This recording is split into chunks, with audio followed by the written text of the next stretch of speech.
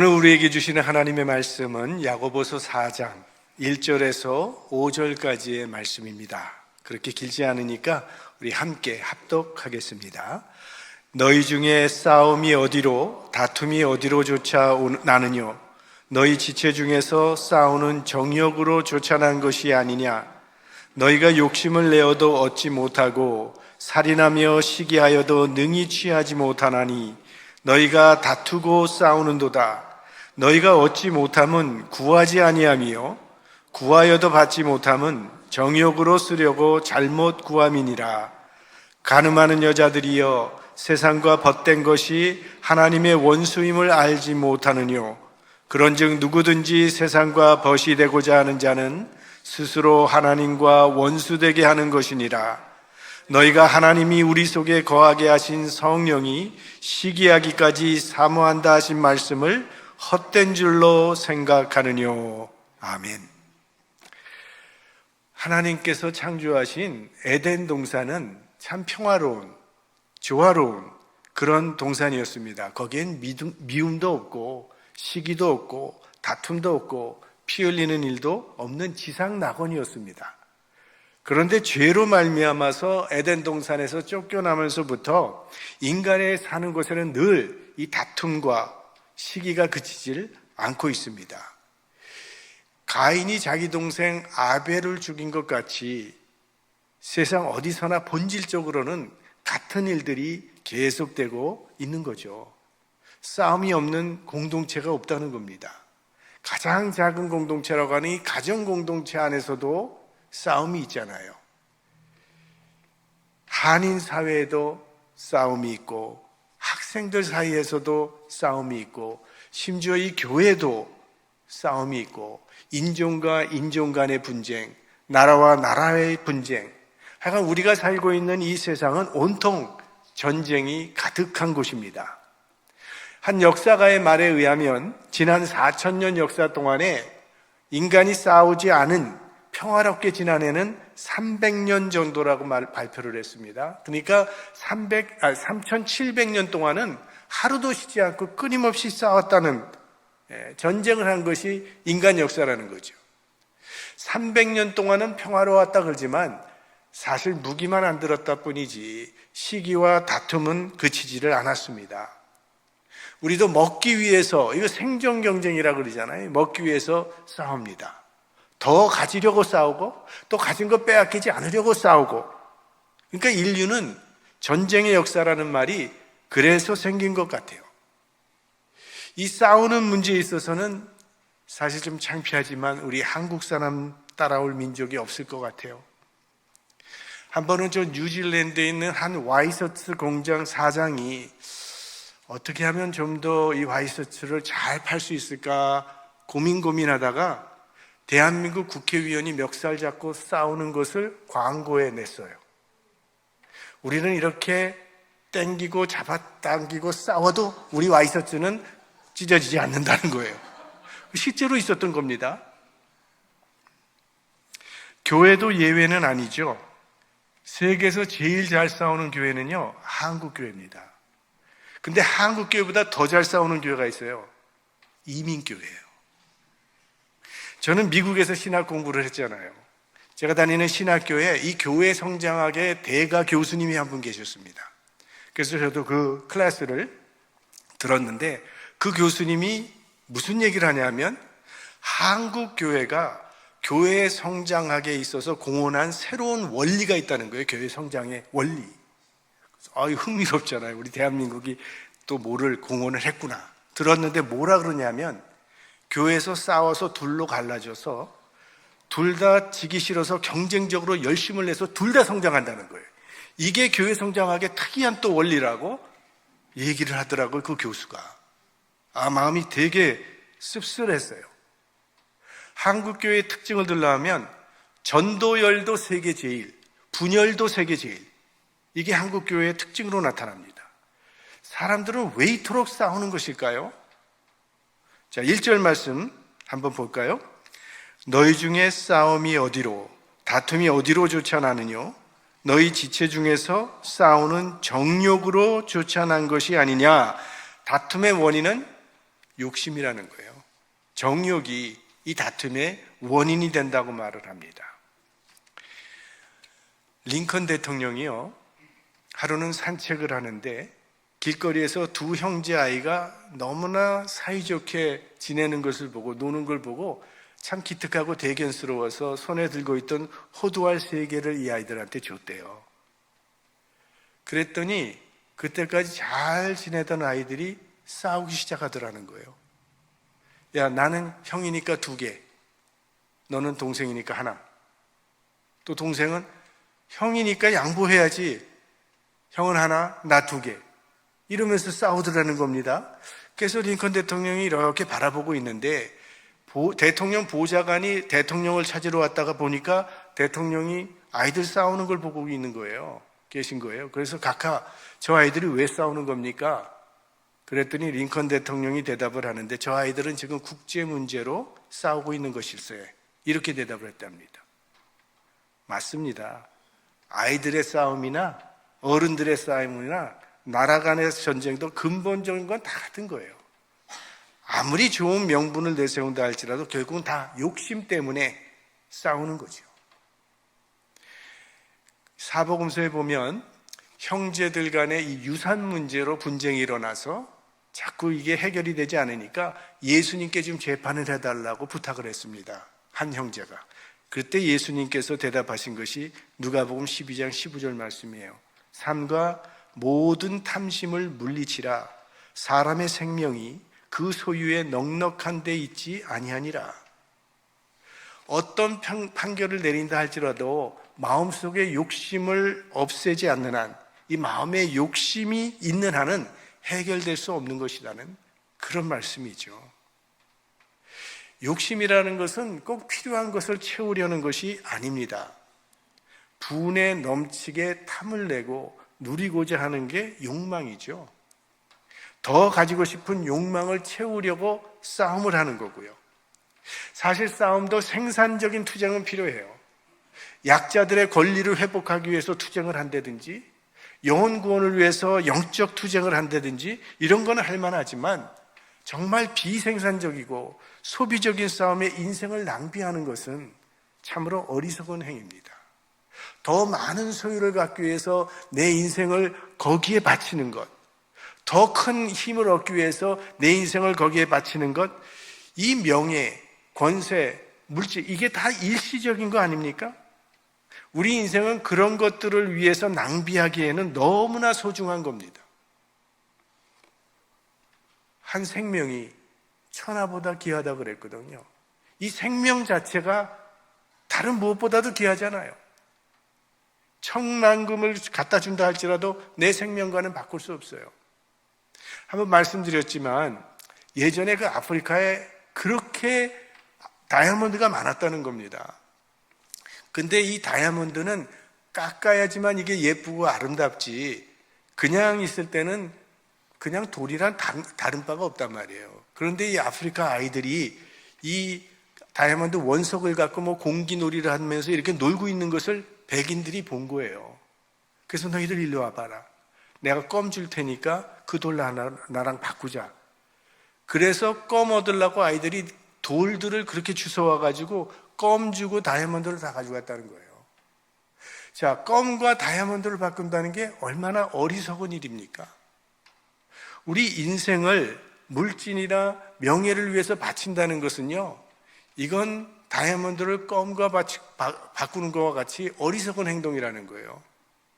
우리 생명이 너무나 귀한 것이기 때문에 우리는 영혼을 위해서 우리 인생을 투자해야 합니다. 우리들이 이렇게 늦은 밤까지 그래도 교회에 나와서 열심히 신앙 훈련하는 것은요, 사실은 일시적인 것과 영원한 것에 분별할 수 있는 안목을 기르고자 하는 것이죠. 우리는 우리의 삶이 영혼을 향할 수 있도록 이 경건 훈련에 계속 힘써야 합니다. 자, 욕심이라는 걸 생각하면 성격상 욕심은 채워질 수가 없는 거예요. 왜? 끝이 없는 것이 욕심이기 때문에 만족이 없다는 거예요. 자동차가 없을 때는요, 나도 고물차라도 한 대 있었으면 원이 없겠다, 이런 마음을 갖잖아요. 그런데 고물차가 생기면 만족이 되든가요? 내 차 옆에 멋진 벤츠 한 대가 서요. 그러면 벌써 나도 저런 차 한 대 있었으면 하는 그런 마음을 갖게 되잖아요. 끝이 없다는 거죠. 욕심은 목마르게만 할 뿐 만족을 할 줄 몰라요. 만족을 줄 줄 모르기 때문에 이 갈등이 그치질 않는 거죠. 계속되는 것이죠. 아무리 환경이 바뀐다 할지라도 해결되지 않죠. 욕심 자체를 버리지 않는 한 평화는 오지 않는다는 겁니다. 그러면 이 욕심의 문제를 우리가 어떻게 해결을 해야 할 것인가? 오늘 본문은요, 하나님과의 관계에서 해결하라고 가르쳐주고 있는 거예요. 2절 말씀을 보면 너희가 욕심을 내어도 얻지 못하고 살인하며 시기하여도 능히 취하지 못하나니 너희가 다투고 싸우는도다. 너희가 얻지 못하면 구하지 아니하며, 이렇게 나와요. 그러니까 내가 원하는 것이 있을 때에 그걸 이웃에서부터 받으려고 다투거나 싸우지 말고 하나님으로부터 구하여서 얻으라는 거예요. 하나님으로부터 구하여 얻으라고, 즉 하나님께 기도함으로 해결하라는 그런 말씀입니다. 어떤 사람은 이렇게 얘기하죠. 내가 열심히 기도했는데 안 되던데요. 이거에 대한 해답을 오늘 야고보 사도가 주고 있어요. 3절 말씀, 구하여도 받지 못하면 정욕으로 쓰려고 잘못 구함이니라. 기도를 욕심 때문에, 욕심이 비롯해서 기도를 하게 될 때는 응답이 없다는 거예요. 그 이유가 있죠. 사람이 욕심에 매이면 바른 기도가 나오지 않기 때문이죠. 하나님, 제게 돈 많이 벌게 해주십시오. 승진하게 해주십시오. 이 기도는 내 소원을 이루어지는 요술램프가 아니라는 겁니다. 만약 정욕에서, 이 욕심에서 비롯된 잘못된 기도가 응답되면 그건 축복이 아니라 저주가 됩니다. 자, 지금 이스라엘과 하마스가 전쟁을 하고 있어요. 만약 그 나라 사람들의 기도가 그대로 이루어진다고 생각해 보십시오. 그러면 이스라엘이라는 나라는 지구상에서 없어질 겁니다. 하마스도 지구상에서 없어질 거예요. 우크라이나도 없어질 것이고, 러시아도 없어질 것이고, 아마 일본도 없어질지 모르겠어요. 대한민국이 있는 한. 그러므로 기도는요, 먼저 욕심을 내려놓고 깨끗한 마음으로 하나님께 나가야 합니다. 기도하는 이유와 동기를 잘 점검해야 될 필요가 있어요. 자, 오늘 본문을 통해서 어떻게 드리는 기도가 올바른 기도일 것인가, 한 3가지를 말씀드리려고 합니다. 첫째는 하나님 중심의 기도를 드려야 합니다. 기도의 목적이 하나님께 있는 기도. 하나님, 이 문제에 관하여 하나님의 뜻은 어디에 있습니까? 이 사건 속에서 하나님이 원하시는 것은 무엇입니까? 저는 어떻게 해야 되겠습니까? 이렇게 하나님의 뜻을 묻는 기도가 바른 기도가 됩니다. 하나님의 뜻은 생각지도 아니하고 그저 내 뜻과 내 고집만을 주장하는 그런 기도가 있죠. 주실 줄로 그저 믿습니다. 하나님의 뜻은 제쳐놓고 그저 내가 원하는 것만 계속 해달라고 억지를 부리는 이 자기중심적인 기도는 잘못된 기도예요. 우리 예수님께서 겟세마네에서 어떻게 기도를 드리셨는가? 아버지여, 만일 아버지의 뜻이거든 이 잔을 내게서 옮기시옵소서. 그러나 내 원대로 마옵시고 아버지의 원대로 되기를 원하나이다. 그러니까 하나님의 뜻에 나를 복종시키는 기도가 하나님 중심의 기도라는 거죠. 하나님, 저는 이렇게 되면 좋겠습니다. 하지만 하나님의 뜻이 아니라면 제 마음도 바꿔주시고 제 생각도 바꿔주십시오. 내 삶을 통해서 하나님의 뜻이 이루어지도록 그렇게 인도해 주십시오. 하나님 중심의 기도는 하나님께서 응답해 주셔요. 그러니까 하나님 중심의 기도. 또 한 가지는 목적을 밝히는 것이 좋은 기도입니다. 이 정욕적인 기도가 되지 않으려면 기도할 때에 구하는 목적을 밝히는 것이 좋아요.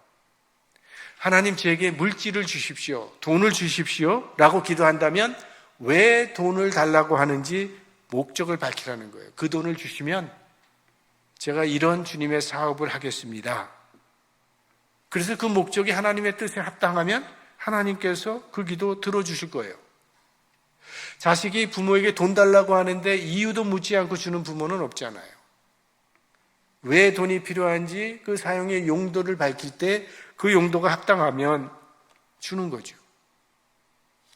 우리들도 하나님께 기도드릴 때 무조건 주십시오 하지 말고 주시면 어떻게 하겠다는 약속이 있어야 그게 좋은 기도가 될 수 있어요. 돈도 건강도 명예도 하나님께서 나에게 주십시오라고 기도를 드릴 때는 이렇게 하겠습니다라고 하는 나의 계획표도 하나님 앞에 보이는 것이 좋습니다. 이걸 우리는 보통 서원 기도라고 그렇게 한 말을 하죠. 어떤 교인이 목사님에게 그랬대요. 나는 하나님께서 장사 잘 되게 해주시면 제가 이렇게 주님의 사업을 위해서 열심히 하겠다고 그렇게 기도를 드렸는데 왜 하나님께서 내 기도는 안 들어주실까요? 했더니 그 목사님이 그랬대요. 아마 그동안 성도님이 부도수표를 많이 내셨나 봅니다. 약속한 걸 하도 안 지키니 하나님이 어떻게 믿고 주시겠습니까? 그랬다는 거예요. 서원하는 것 중요하지만 더 중요한 건 서원대로 지키는 거죠. 그런 기도를 하나님께서 기뻐하시고 응답해 주실 겁니다. 그 다음에 세 번째로 순결한 마음으로 기도할 것. 두 마음을 품고 하는 기도는 응답받지 못합니다. 하나님도 붙잡고 세상도 붙잡는 것이 두 마음이죠. 이런 사람을 오늘 야고보 사도는요, 간음하는 여자들이요 라고 이렇게 지칭합니다. 4절 말씀을 보면 간음하는 여자들이요 세상과 벗된 것이 하나님의 원수임을 알지 못하느뇨. 그런즉 누구든지 세상과 벗이 되고자 하는 자는 스스로 하나님과 원수되게 하는 것이니라. 여기 간음하는 여자들이요 라고 하는 말은 세상과 벗된 자를 지칭하는 말입니다. 그러니까 세상과 벗이 되어서 하나님을 멀리하는 자들을 간음하는 여자들이요 라고 이렇게 지칭을 한 거예요. 성경을 보면 하나님을 떠나서 세상과 짝하는 것을 영적 간음이라고 상징화해서 표현하는 말들이 많이 나오죠. 성경에는 예레미야서 3장 20절에 보면 이스라엘 족속아 마치 아내가 그 남편을 속이고 떠남같이 너희가 정령이 나를 속였느니라. 그러니까 세상이 좋아서 하나님을 멀리하는 자를 남편을 버리고 바람을 피우는 아내로 이렇게 상징하고 있어요. 호세아서는 처음부터 끝까지 다 그 얘기죠. 하나님을 신랑으로 표현하고 이스라엘을 신부로 표현하면서 하나님을 버린 것이 아내가 남편을 버린 것이라고 그렇게 계속 나타나는 것이 이제 호세아서의 말씀이에요. 우리 찬송가에도 이런 거 있잖아요. 신랑 대신 예수께서 다시 오실 때에 들고 나갈 등불이 준비됐느냐. 그러니까 예수님을 신랑으로 그리고 우리를 신부로 그렇게 비유를 합니다. 그게 마태복음에 나오는 10처녀의 비유죠. 5처녀는 지혜롭고 5처녀는 미련한 처녀라 그랬는데 여기서 말하는 처녀란 여자를 말하는 것이 아니라 신부, 즉 모든 성도를 의미하는 것입니다. 상징적으로 그렇게 표현한 거죠. 그러니까 하나님을 버리고 세상과 짝하는 것이 바로 영적 간음이라는 거예요. 자, 그러면 세상과 벗이 되지 말라고, 세상과 벗되는 것은 하나님 앞에서 영적 간음을 범하는 것이라 그랬는데 여기서 말하는 세상은 무엇을 의미하는 것인가? 성경에는 세상에 대한 여러 가지 그 의미가 다른 게 나옵니다. 먼저는 우리 눈에 보이는 세상, 하나님이 창조하신 세상, 태초에 하나님이 천지를 창조하시니라 할 때 그 세상이 있는 거예요. 오늘 본문은 그 세상을 말하는 건 아니죠. 그런가 하면 하나님이 사랑하는 세상이 있습니다. 요한복음 3장 16절 하나님이 세상을 이처럼 사랑하사. 그러니까 오늘 본문이 얘기하는 것은 또 그런 세상도 아니죠. 그런가 하면 세 번째 세상이 또 있는데 이 세상은 하나님을 떠난 세상이에요. 마귀의 영향권 안에 있는 영역을 가리킬 때 세상 혹은 세속이라는 말을 성경은 계속 사용합니다. 자, 우리 디모데후서 4장 10절을 한번 같이 볼까요? 데마는 이 세상을 사랑하여 나를 버리고 데살로니가로 갔고, 여기 나오는 세상. 그 다음에 요한일서 2장 15절, 이 세상이나 세상에 있는 것들을 사랑치 말라. 누구든지 세상을 사랑하면 아버지의 사랑이 그 속에 있지 아니하니. 그 다음에 16절 말씀, 이는 세상에 있는 모든 것이 육신의 정욕과 안목의 정욕과 이생의 자랑이니 다 아버지께로 쫓아온 것이 아니요 세상으로 쫓아온 것이라. 마지막으로, 형제들아, 세상이 너희를 미워하거든 이상히 여기지 말라.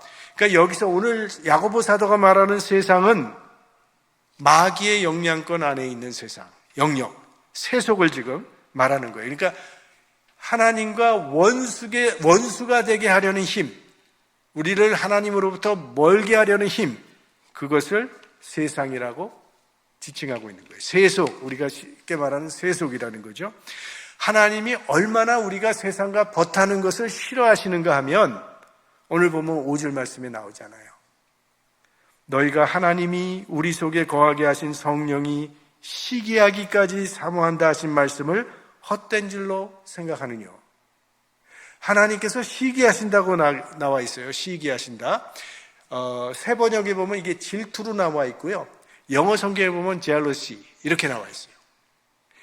왜 이렇게 표현했는가 하면 남녀 간의 이 사랑의 질투가 굉장히 강력한 힘을 가지고 있기 때문에 그렇게 지금 표현을 한 겁니다. 여러분, 이런 얘기 있잖아요. 여자가 한을 품으면 5, 6월에도 서리가 내린다는 이 강력한 힘을 얘기하는 거거든요. 사랑하는 사람을 위해서는요, 목숨을 걸 수 있어요. 또 반면 질투하는 것도 사람을 죽음으로 몰아가게 됩니다. 언제인지 모르지만 의처증 환자가 자기 아내와 아내 쪽 가족도 다 살해해버리고 자기도 죽은 그 기사가 나왔던 그 기억이 나요.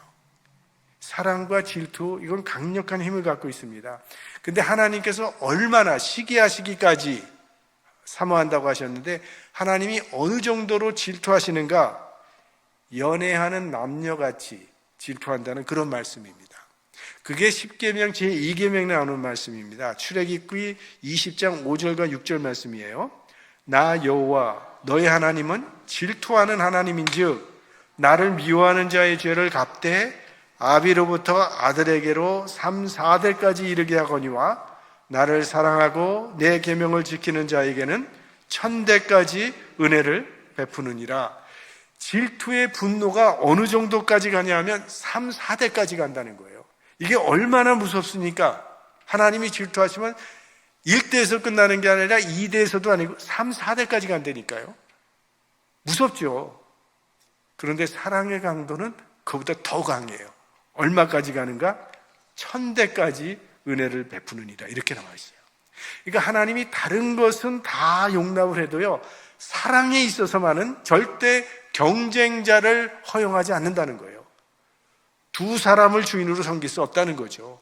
일편단심이어야 된다는 겁니다. 근데 남녀 간의 사랑도 한 사람을 향할 때 그게 사랑이지, 다 사랑하면 그게 사랑이 아니잖아요. 이 사람도 사랑하고 저 사람도 사랑한다면 그런 의미의 사랑을 하나님은 원하지 않는다는 거죠.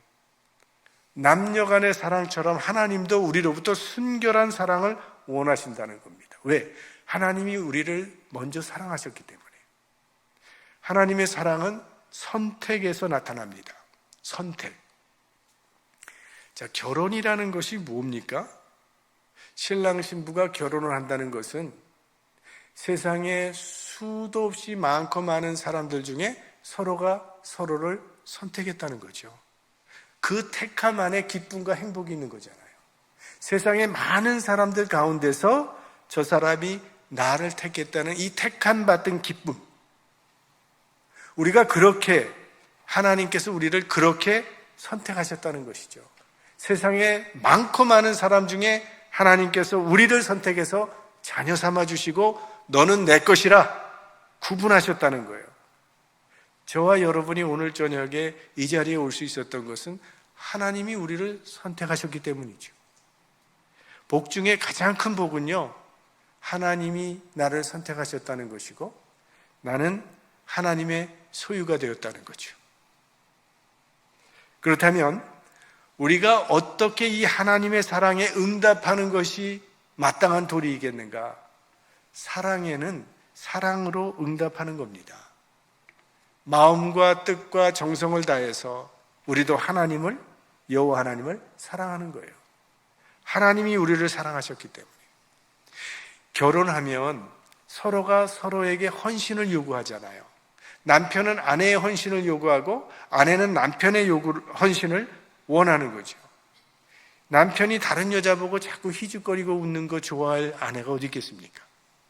오직 자기를 보고 웃어주기를 원하는 거죠. 하나님과 우리의 관계도 결혼과 같습니다. 우리는 하나님 앞에서 정조를 지켜야 돼요. 순결한 신부가 되어야 된다는 거예요. 세상과 벗어나면 안 되고 오로지 하나님을 향하여 일편단심의 사랑, 순결한 신부의 삶을 살아가야 한다는 거죠. 하나님의 사랑 속에는요, 책임도 들어 있습니다. 책임지는 사랑이라는 거예요.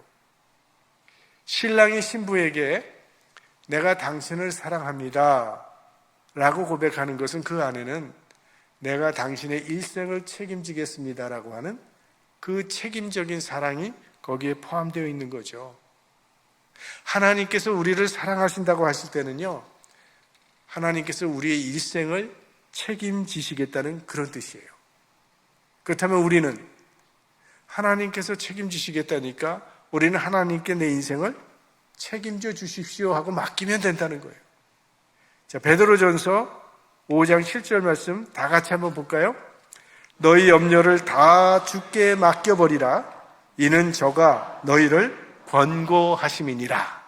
이 권고하심이니라를 다른 성경에 보면은 돌보심이라 이렇게 되어 있어요. 너희 염려를 다 주께 맡기라. 하나님이 너희를 돌보시고 계시기 때문입니다. 하나님께서 내게 맡기라, 내가 책임지겠다고 약속하셨어요. 하나님이 전지전능하신 하나님께서 내 삶을 책임져 주시면요, 삶은 종료죠. 모든 상황은 끝입니다. 다 해결되는 거죠. 하나님이 나를 도와주시는데, 지금 미국 바이든 대통령이 이스라엘에 가갖고 우리는 이스라엘을 전폭적으로 지지하겠습니다. 이거 하나 때문에 이스라엘이 얼마나 큰 힘을 받습니까?